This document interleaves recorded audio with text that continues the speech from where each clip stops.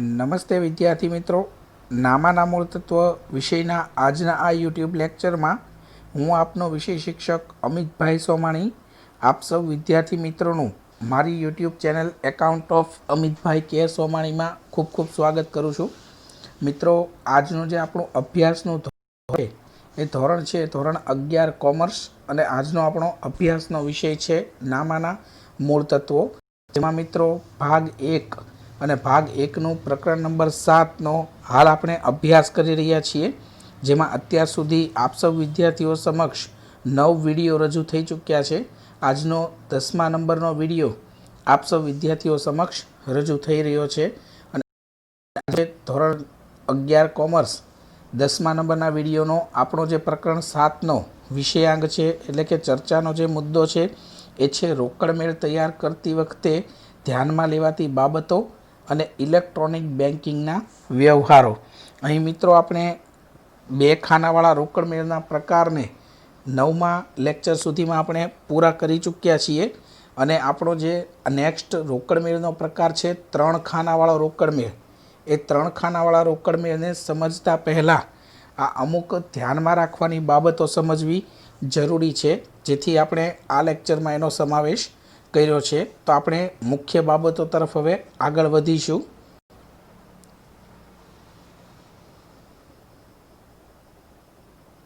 તો મિત્રો, આપ સૌની સમક્ષ રોકડ મેળ તૈયાર કરતી વખતે ધ્યાનમાં લેવાની જે મુખ્ય બાબતો છે એ બાબતો અહીં સમજૂતી રૂપે રજૂ કરી છે. તો સૌથી પહેલી મુખ્ય બાબત એ છે મિત્રો કે રોકડ મેળની રોકડ સિલક અને બેંક સિલક એમ બંને પ્રકારની શરૂઆતની બાકીઓ આપને રોકડ મેળ દરમિયાન આપવામાં આવે છે વ્યવહારોમાં. તો જો રોકડ મેળ મિત્રો શરૂઆતની રોકડ સિલક હોય અને સાથે સાથે મિત્રો બેંક સિલક આપી હોય તો એને રોકડ મેળની ઉધાર બાજુ દર્શાવવામાં આવે છે. શરૂઆતની બાકી હોવાથી બાકી આગળ લાવ્યા તરીકે રોકડ મેળની ઉધાર બાજુ દર્શાવવામાં આવે છે, અને બેંક ઓવરડ્રાફ્ટની રોકડ મેળની જમા બાજુએ દર્શાવાય છે. એટલે કે અહીં મિત્રો શરૂઆતની જો રોકડ સિલક હોય તો એનું ફિક્સ સ્થાન છે કે એ રોકડ મેળની ઉધાર બાજુ જ આવે છે, પણ બેંકની જે કંઈ ખાનાની બાકીઓ છે એ બાકીઓમાં મિત્રો તમને બેંક સિલક અને બેંક ઓવરડ્રાફ્ટ એમ બંને પ્રકારની બાકીઓ દર્શાવે છે. તો જો આપને પહેલી તારીખના રોજ શરૂઆતની બાકી તરીકે બેંક સિલક આપેલી હોય તો તેને મિત્રો રોકડ મેળની ઉધાર બાજુ બાકી આગળ લાવ્યા તરીકે, અને જો મિત્રો મહિનાની પહેલા જ દિવસે તમને બાકી તરીકે બેંક ઓવરડ્રાફ્ટ આપેલો હોય તો એને રોકડ મેળની જમા બાજુએ દર્શાવવામાં આવે છે. આ સૌથી મહત્ત્વનો મુદ્દો છે જ્યારે રોકડ મેળ તૈયાર કરતા હોય ત્યારે. તો અહીં મિત્રો રોકડ સિલક કે બેંક સિલક એ ઉધાર બાજુ અને બેંક ઓવરડ્રાફ્ટ હોય તો એને રોકડ મેળની જમા બાજુ દર્શાવવામાં આવે છે. અને શરૂઆતની બાકી હોવાથી વિગતમાં હંમેશા બાકી આગળ લાવ્યા એવા શબ્દ સાથે આ રકમોને દર્શાવાય છે. રોકડ સિલકને રોકડ રકમ રૂપિયાના ખાનામાં, અને બેંક સિલક કે બેંક ઓવરડ્રાફ્ટ હોય તો એને બેંક રકમ રૂપિયાના ખાનામાં દર્શાવવામાં આવશે. ત્યારબાદનો બીજો અગત્યનો જે મુદ્દો છે એ મુદ્દો છે બધા જ પ્રકારના રોકડ આવકના વ્યવહારો રોકડ મેળની ઉધાર બાજુ કે આય બાજુ રોકડના ખાનામાં નોંધાશે. તો મેઇન વસ્તુ મિત્રો છે અહીં જે આપણે રોકડ મેળ તૈયાર કરીએ છીએ એ રોકડ આવક અને જાવકને લગતા વ્યવહારો નોંધવા માટે થઈને જ બનાવીએ છીએ. તો જ્યારે મિત્રો રોકડ આવક થતી હોય તો એવી રોકડ આવકને રોકડ આવે તો ઉધાર, એટલે કે માલ મિલકતના નિયમ પ્રમાણે આવે ત્યારે ઉધાર કરીને રોકડ મેળની ઉધાર કે આય બાજુ રોકડના ખાનામાં નોંધવામાં આવે છે.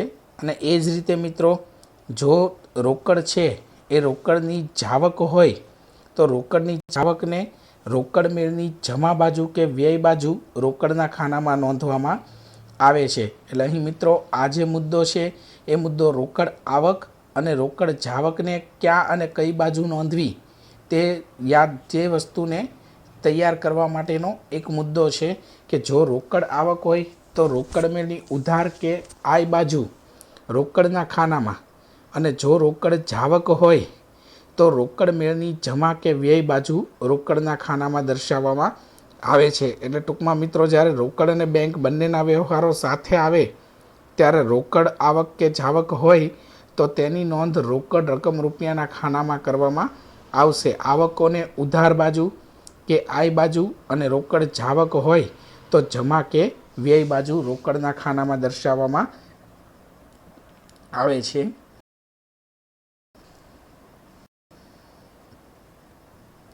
ત્યારબાદનો મિત્રો નેક્સ્ટ પોઈન્ટ છે એ આ રીતે છે કે જો બેંક સિલકમાં વધારો કે ઓવરડ્રાફ્ટમાં ઘટાડો થતા બધા જ વ્યવહારો રોકડ મેળની ઉધાર બાજુ કે આય બાજુ બેંકના ખાનામાં નોંધાશે। એટલે કે જો મિત્રો કોઈપણ કારણસર તમારા ધંધામાં તમે ચેક સ્વીકારતા હો, એટલે કે સામા પક્ષ તરફથી તમને ચેક આપવામાં આવતો હોય ત્યારે તમારા વતી ચેકની રકમ મેળવનાર બેંક બને છે અને જ્યારે એ બેંક તમારા ખાતામાં એ ચેકની રકમ જમા કરે ત્યારે તમારી બેંક સિલકમાં મિત્રો વધારો થતો જોવા મળે છે। અને સેમ એ જ રીતે જો બેંક ઓવરડ્રાફ્ટ બેંકમાંથી આપણે ઉપાડેલો હોય અને ચેકથી એ બેંક ઓવરડ્રાફ્ટ ચૂકવીને આપણે બેંકની ચૂકવણી કરીએ ઓવરડ્રાફ્ટની, તો એના કારણે મિત્રો ઓવરડ્રાફ્ટની રકમમાં ઘટાડો થતો જોવા મળે છે।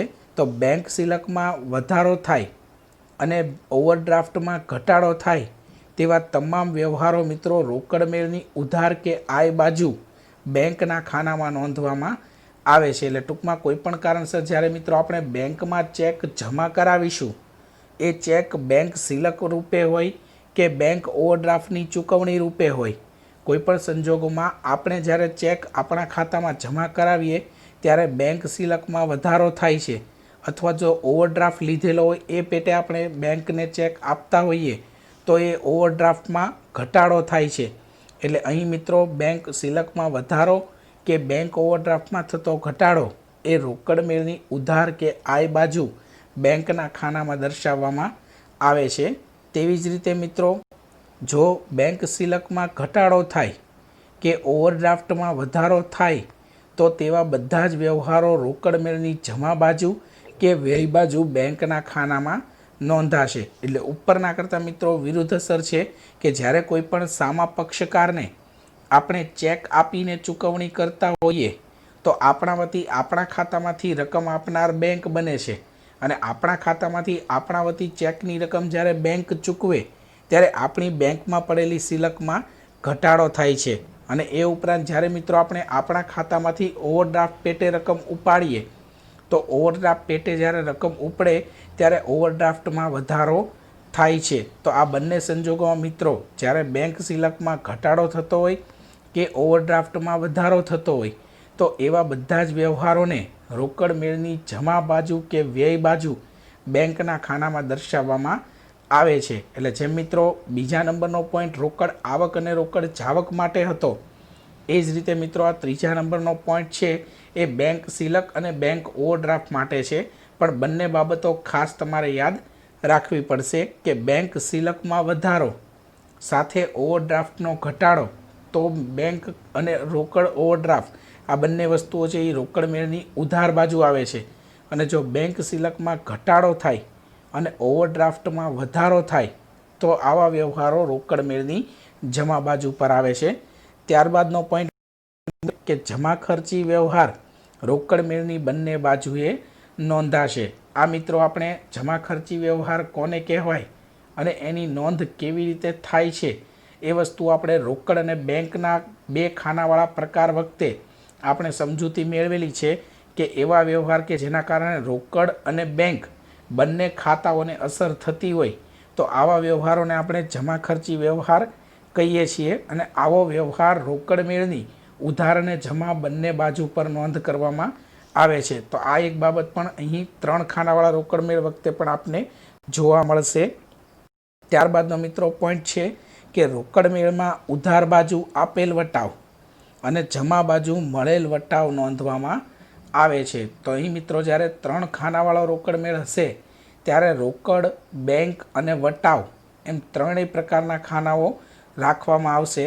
તો રોકડ મેળની ઉધાર બાજુ પર આપેલ વટાવ, કારણ કે મિત્રો આપેલ વટાવ એ આપણા માટે એક પ્રકારનો ખર્ચ છે અને ખર્ચ હંમેશા ઉધાર હોય છે। ઉપજ ખર્ચ ખાતાના નિયમ મુજબ ખર્ચ હંમેશા ઉધાર હોય છે।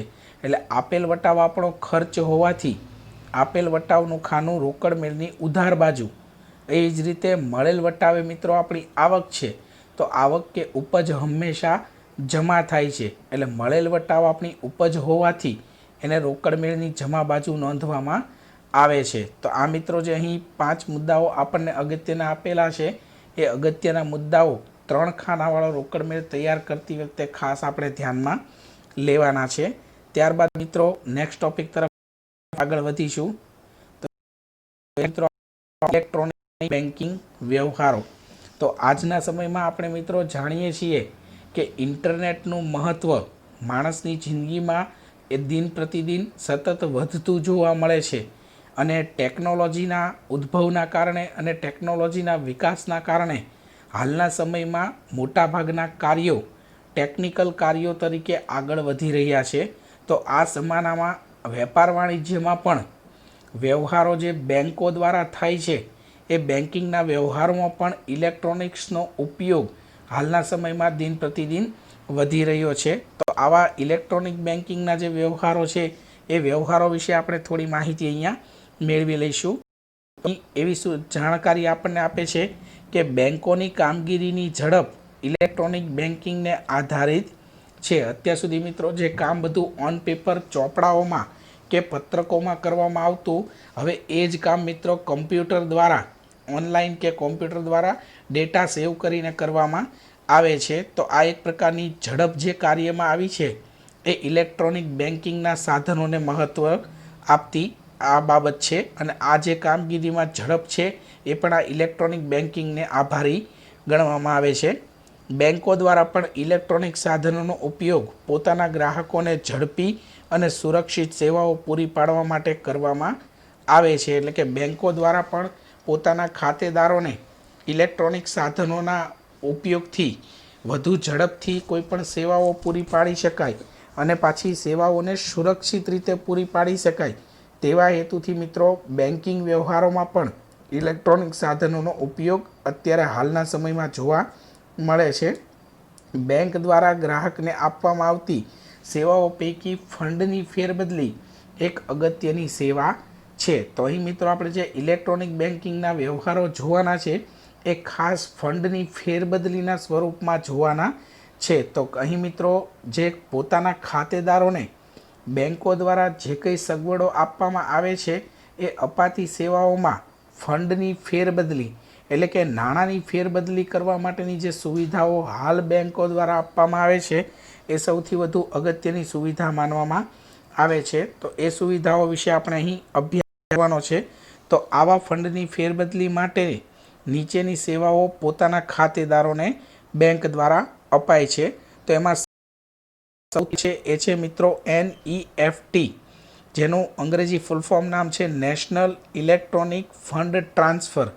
આ NEFT નેફ્ટની સુવિધા હાલના સમયમાં બેન્કો દ્વારા પોતાના ખાતેદારોને આપવામાં આવે છે, જેમાં નેટ બેન્કિંગ દ્વારા એટલે કે ઇન્ટરનેટના ઉપયોગથી ઓનલાઈન નેટ બેન્કિંગ દ્વારા સીધું એક ખાતામાંથી બીજા ખાતામાં નાણાંની ફેરબદલી કરી આપવામાં આવે છે। તો આ નેશનલ ઇલેક્ટ્રોનિક ફંડ ટ્રાન્સફર એ એક નાણાંની ફેરબદલી એટલે કે ફંડની ફેરબદલીની એક પદ્ધતિ છે, જેના વિશે આપણે વિસ્તૃત અભ્યાસ આજના જ લેક્ચરમાં કરવાનો છે।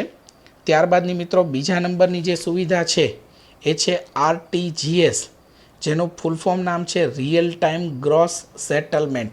એટલે કે રિયલ ટાઈમ એટલે હાલના જે સમયમાં ખરેખર તમારે કુલ રકમનું જે સેટલમેન્ટ કરવાનું હોય, જે કુલ રકમની પતાવટ કરવાની હોય, એ કુલ રકમની પતાવટ અર્થે નાણાંના ફંડની ફેરબદલી ઓનલાઈન નેટ બેન્કિંગ દ્વારા કરવામાં આવે છે, જેને RTGSની સુવિધા કહે છે। આ RTGS વિશે પણ આપણે મિત્રો ડિટેલમાં અભ્યાસ આજના લેક્ચરમાં કરવાનો છે। અને ત્યારબાદ મિત્રો જે ત્રીજા નંબરની સુવિધા છે, એનાથી આપણે પરિચિત છીએ, જેમાં છે ડેબિટ કાર્ડ અને ક્રેડિટ કાર્ડ। તો ડેબિટ કાર્ડ અને ક્રેડિટ કાર્ડ શું ઉપયોગમાં આવે છે, એ વસ્તુની ચર્ચા પણ આજના લેક્ચરમાં આપણે કરવાની છે। તો અહીં મિત્રો ઇલેક્ટ્રોનિક બેન્કિંગ વ્યવહારોમાં ત્રણ પ્રકારની સુવિધાઓ જે પોતાના ખાતેદારોને બેંકો દ્વારા આપવામાં આવે છે તે અંગેનો અભ્યાસ આજના આ લેક્ચરમાં આપણે કરવાનો છે. તો સૌથી પહેલા નંબરની જે સુવિધા છે NEFT નેફ્ટ, એની તરફ આપણે મિત્રો આગળ વધીશું.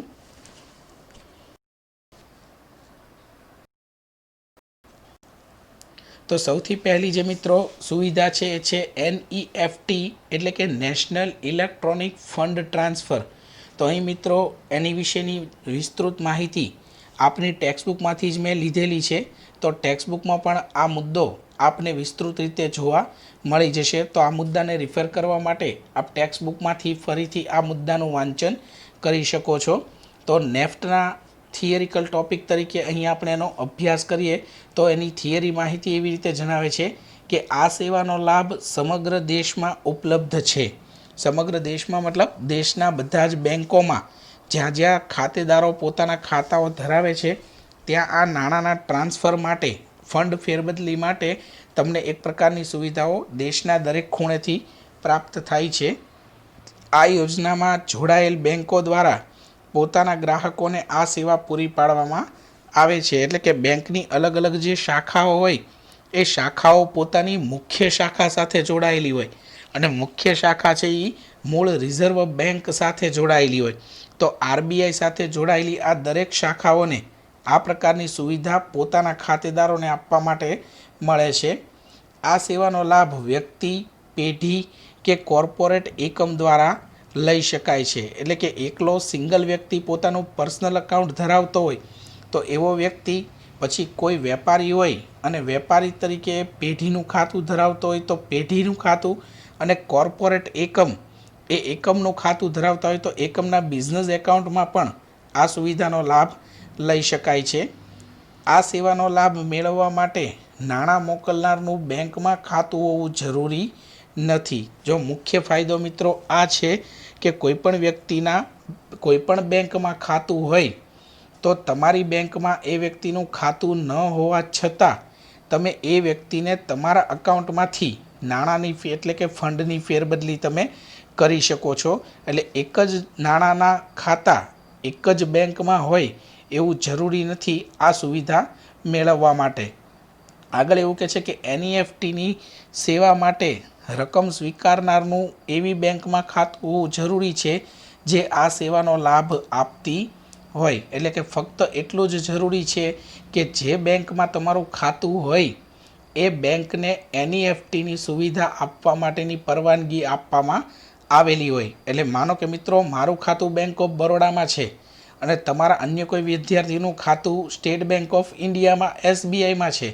તો જો SBIના તમારા એકાઉન્ટમાંથી મારા અકાઉન્ટમાં કોઈ તમારે નાણાં ટ્રાન્સફર કરવા હોય તો ફક્ત એટલી જ શરત છે કે બેંક ઓફ બરોડા અને SBI આ બંને બેંકોને NEFT દ્વારા વ્યવહારો કરવાની પરવાનગી સરકાર દ્વારા આપવામાં આવેલી હોય. ફક્ત એટલી જ બાબત જરૂરી માનવામાં આવે છે. તો આ રીતે મિત્રો NEFT દ્વારા સરળતાથી આ સેવાનો લાભ કોઈપણ વ્યક્તિ, કોર્પોરેટ સંસ્થા કે પેઢીને આપી શકાય છે.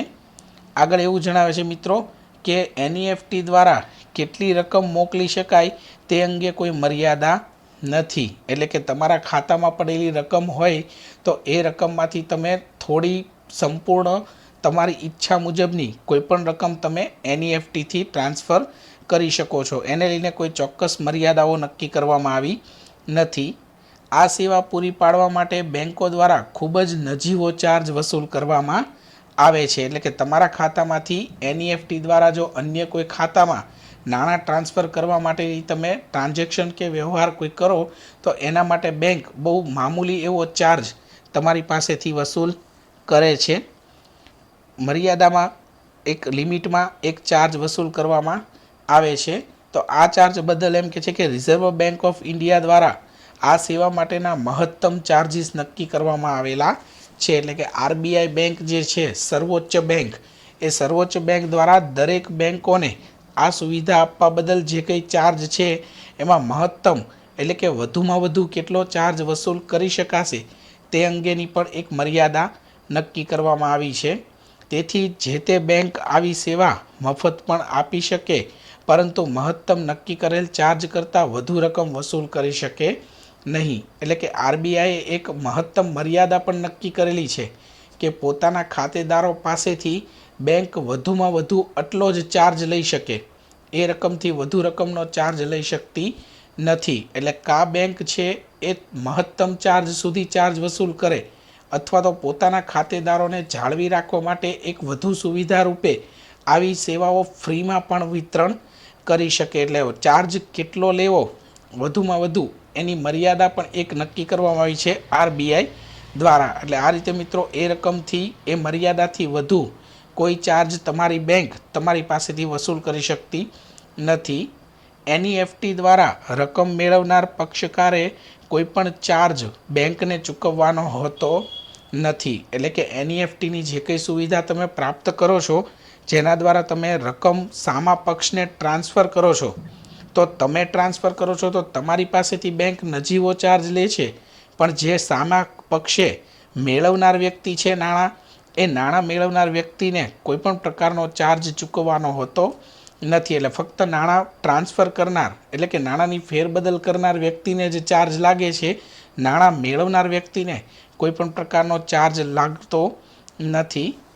ત્યારબાદ એવું કહે છે કે એનઈએફટી દ્વારા રકમ મોકલનારે ચાર્જ બેંકને ચૂકવવાનો હોય છે. એટલે કે જે વ્યક્તિ નાણાં પોતાના ખાતામાંથી અન્યને મોકલે છે, તો એ વ્યક્તિએ પોતાની બેંકને જે કંઈ ચાર્જ થતો હોય એ ચાર્જ ચૂકવવાનો હોય છે. એટલે કે નાણાં મોકલનાર વ્યક્તિ હોય એ પોતાની બેંકને એ અંગેનો ચાર્જ ચૂકવતો હોય છે. તેથી રકમ મોકલનાર માટે આ પ્રકારનો ચાર્જ ખર્ચ બને છે. એટલે કે હું મારા ખાતામાંથી જો અન્ય કોઈ વ્યક્તિના ખાતામાં રકમ મોકલતો હોય, તો મારા ખાતામાંથી મેં જે ટ્રાન્સફર કરી એ રકમનો ચાર્જ મારે મારી બેંકને ચૂકવવો પડે છે. સામે મેળવનાર વ્યક્તિને કોઈ ચાર્જ લાગતો નથી, અને મારે જે કંઈ ચાર્જ મારી બેંકને ચૂકવવો પડશે એ ચાર્જ મારા માટે એક પ્રકારનો ખર્ચ બનતો હોય છે. આ ખર્ચની ચોપડે નોંધ કરવાની હોય છે. એટલે કે એનઈએફટીના વ્યવહારો અંગે જે કંઈ ચાર્જ ચૂકવવો પડતો હોય એ કાયદેસરનો ખર્ચ હોવાથી હિસાબી ચોપડે એની કાયદેસરની નોંધ કરવામાં આવે છે. એનઈએફટી સેવાઓ પ્રવર્તમાન નિયમો પ્રમાણે સોમવારથી શુક્રવાર દરમિયાન સવારે 8 વાગ્યાથી સાંજના 7 વાગ્યા સુધી, અને શનિવારે જો બેંક ચાલુ હોય તો જે તે સમયના નિયમો પ્રમાણે આ સેવા ઉપલબ્ધ થશે. જો મિત્રો એનઈએફટીની સુવિધા માટેની સમય મર્યાદાઓ પણ નક્કી કરેલી છે કે એનઈએફટીની સુવિધા સોમવારથી શુક્રવાર સુધી સવારે 8 વાગ્યાથી સાંજે 7 વાગ્યા સુધી જ આ સુવિધા તમે ઉપલબ્ધ હશે. જો સવારે 8 વાગ્યા પહેલાં અને સાંજે 7 વાગ્યા પછી તમારે તમારા ખાતામાંથી એનઈએફટી દ્વારા કોઈપણ પ્રકારના નાણાંની ફેરબદલી કરવી હોય તો એ ટ્રાન્ઝેક્શન માન્ય ગણાતા નથી અને એ સેવા તમને પ્રાપ્ત થતી નથી. અને શનિવારના દિવસે જો બેંક ચાલુ હોય તો સમયગાળો જે બેંકનો કાર્યનો સમય હોય છે એ સમય દરમિયાન આ વ્યવહારો તમે કરી શકો છો. જનરલી મિત્રો આપણે જાણીએ છીએ કે દર મહિનાના બીજા અને ચોથા શનિવારે બેંકમાં બંધ હોય છે, બેંકમાં રજાઓ જાહેર કરેલી છે. તો મહિનાનો પહેલો અને ત્રીજો શનિવાર શરૂ રહેતી હોય બેંક, તો આ દિવસોમાં તમે બેંકના નક્કી કરેલા સમય મુજબ તમે આ સેવાને પ્રાપ્ત કરી શકો છો. એટલે સોમવારથી શુક્રવાર સવારે 8 વાગ્યાથી સાંજે 7 વાગ્યા સુધી, અને શનિવારના દિવસે બેંકના નક્કી કરેલા કાર્યના સમય મુજબ આ સેવાઓ તમને મળતી હોય છે. સામાન્યપણે આ રીતે ફેરબદલ કરેલ રકમ મેળવનારના ખાતામાં 2 કલાકમાં જમા થાય છે. એટલે કે આવી એનઈએફટી દ્વારા જે કંઈ તમે ફંડની ફેરબદલી કરો એ ફંડની ફેરબદલી કરવા માટે 2 કલાકની આસપાસનો સમય લાગતો હોય છે. એટલે તાત્કાલિક કદાચ જમા ન થાય તો 2 કલાક સુધીની રાહ જોવી આપણા માટે જરૂરી બને છે. 2 કલાક સુધીનો સમય આવા ટ્રાન્ઝેક્શન થવામાં ક્યારેક લાગતો હોય છે. આ સેવા દ્વારા ફંડની ફેરબદલી માટે કોઈ ન્યૂનતમ કે મહત્તમ રકમની મર્યાદા નથી. એટલે કે અહીં તમારે એનઈએફટીથી તમારા ખાતામાંથી અન્ય કોઈ વ્યક્તિના ખાતામાં ફંડની ફેરબદલી કરવી હોય તો તમારા માટે ઓછામાં ઓછી કેટલી રકમ ફેરબદલી કરવી અને વધુમાં વધુ તમે કેટલી રકમની ફેરબદલી કરી શકો, આ બંને મર્યાદાઓ કોઈ રીતે બાંધવામાં આવેલી નથી. તમે જેટલી રકમ ધારો એટલી રકમથી લઈને જેટલી વધુ રકમ ધારો એટલી વધુ રકમ સુધીનો ટ્રાન્સફર નાણાંને કરી શકો. એટલે ફંડની ફેરબદલી માટે કોઈપણ પ્રકારની ન્યૂનતમ કે લઘુત્તમ કોઈપણ પ્રકારની મર્યાદાઓ અહીં બાંધવામાં આવી નથી.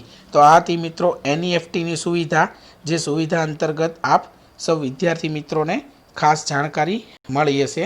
ત્યારબાદની મિત્રો આપણે આરટીજીએસની સુવિધાનો અભ્યાસ કરીએ. તો આરટીજીએસની સુવિધામાં શું જોઈએ? તો આરટીજીએસમાં એવું કહે છે કે આ સેવા પણ બેન્કો દ્વારા ઇલેક્ટ્રોનિક માધ્યમ દ્વારા પોતાના ગ્રાહકોને પૂરી પાડવામાં આવે છે. એટલે કે ઇલેક્ટ્રોનિક માધ્યમ દ્વારા અપાતી એક પ્રકારની ફંડ ટ્રાન્સફરની જ સુવિધા છે. આ યોજનામાં જોડાયેલા બેન્કો દ્વારા જ પોતાના ગ્રાહકોને સેવા પૂરી પાડવામાં આવે છે. તો મિત્રો આરટીજીએસ પણ જે બેન્કોમાં એ સુવિધા ઉપલબ્ધ હોય એ જ સુવિધા પોતાના ખાતેદારોને પૂરી પાડી શકે છે. આ સેવાનો લાભ મોટી રકમ મોકલવા માટે કરવામાં આવે છે અને આ સેવા મેળવવા માટે રકમની ન્યૂનતમ મર્યાદા પ્રવર્તમાન નિયમ પ્રમાણે ₹2 લાખ રાખવામાં આવેલ છે. એટલે કે અહીં મિત્રો મોટા પાયા પર જ્યારે રકમની ફેરબદલી હોય ત્યારે એનઈએફટીના બદલે આરટીજીએસનો ઉપયોગ કરવામાં આવે છે અને અહીં ન્યૂનતમ રકમ મર્યાદા એટલે કે અહીં જ્યારે તમે આરટીજીએસથી નાણાંની ફેરબદલી કરો ત્યારે તમારી રકમ ઓછામાં ઓછી ₹2 લાખ હોવી જોઈએ. 2 લાખથી વધુ રકમને જ તમે આરટીજીએસથી ટ્રાન્સફર આપી શકો છો. રકમની મહત્તમ મર્યાદા આ સેવા માટે રાખવામાં આવેલ નથી. એટલે કે ઓછામાં ઓછી ₹2 લાખ રકમ જોઈએ. 2 લાખથી વધુ તમે ગમે તેટલી રકમ હોય એ તમે આરટીજીએસથી અન્ય ખાતામાં ટ્રાન્સફર કરી શકો છો, પણ ₹2 લાખથી નીચેની રકમ આરટીજીએસ દ્વારા ફેરબદલ કરી શકાતી નથી. એટલે અહીં ન્યૂનતમ સ્તર એક મર્યાદા બાંધવામાં આવી છે કે ઓછામાં ઓછી 2 લાખની રકમ હોય તો જ તમે આરટીજીએસ સુવિધાનો ઉપયોગ કરી શકો છો, જ્યારે મહત્તમ મર્યાદા કોઈ નક્કી કરેલ નથી. એનઈએફટીની જેમ રકમ મેળવનાર પક્ષકારે આરટીજીએસની સેવા મેળવવા માટે કોઈ ચાર્જ ચૂકવવાનો નથી. સેમ એનઈએફટી જેવો જ નિયમ છે મિત્રો કે જે નાણાં મેળવનાર વ્યક્તિ છે એણે કોઈપણ પ્રકારનો ચાર્જ ચૂકવવાનો નથી, જ્યારે રકમ મોકલનાર પક્ષકારે આરટીજીએસનો ચાર્જ બેંકને ચૂકવવાનો હોય છે. એટલે એનઈએફટીની રકમની જેમ જ નાણાં ચૂકવનારે ચાર્જ ચૂકવવાનો છે, નાણાં મેળવનારને કોઈપણ પ્રકારનો ચાર્જ લાગતો નથી. તેથી રકમ મોકલનાર માટે આ પ્રકારનો ચાર્જ ખર્ચ બને છે. આ ખર્ચની ચોપડે નોંધ કરવાની હોય છે. એટલે આ બધા નિયમો મિત્રો એનઈએફટીની જેવા જ છે, ફક્ત ફેર એટલો પડે છે કે એનઈએફટીમાં ન્યૂનતમ કે મહત્તમ રકમની કોઈ મર્યાદા નથી, જ્યારે આરટીજીએસમાં ન્યૂનતમ મર્યાદા ₹2 લાખની રાખવામાં આવી છે.